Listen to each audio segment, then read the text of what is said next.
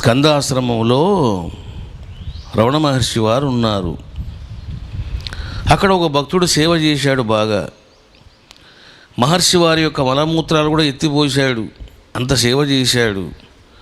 కానీ ఏం జరిగింది? ఈ స్కందాశ్రమం నాదే అన్నాడు. చూశారా? ఈ ఆశ్రమానికి నేనే అధిపతిని అన్నాడు. మహర్షి చెప్పాడు, మహర్షి శిష్యులు చెప్పారు. వాడు విన్నాడా? వినలేదు. మరి ఎటువంటి గతి పట్టింది వాడికి?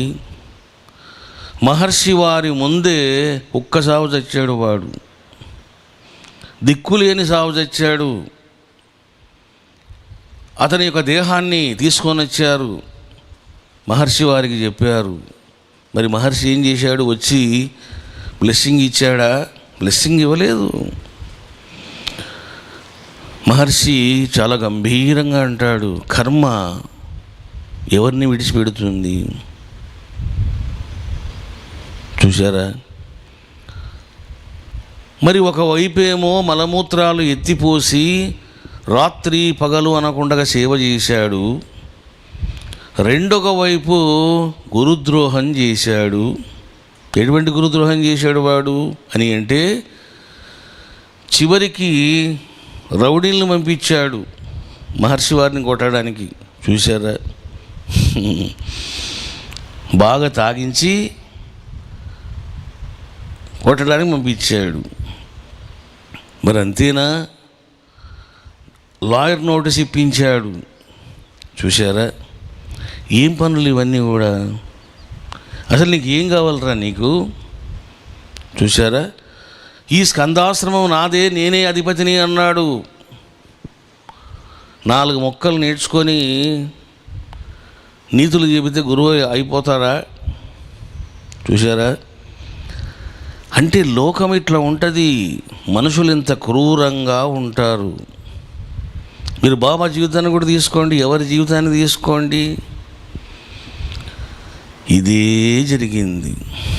కాబట్టి నీకు దృఢమైన గురుభక్తి ఉండాలి.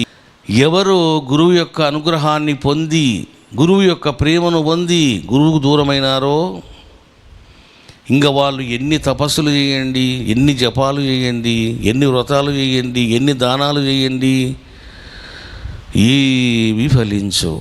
ఎందుకు తెలుసునా? భైరవి కానీ భైరవుడు కానీ చూస్తారు, ఏమిటి వీని గురుభక్తి అని. అందుకే మీరు ఏ మంత్రం చేస్తున్నా, మీకు మంత్రం చెప్పాను నేను, ఓం ఐం శివశక్తి సాయి భైరవ. వీళ్ళంతా అదృశ్య గురువులు.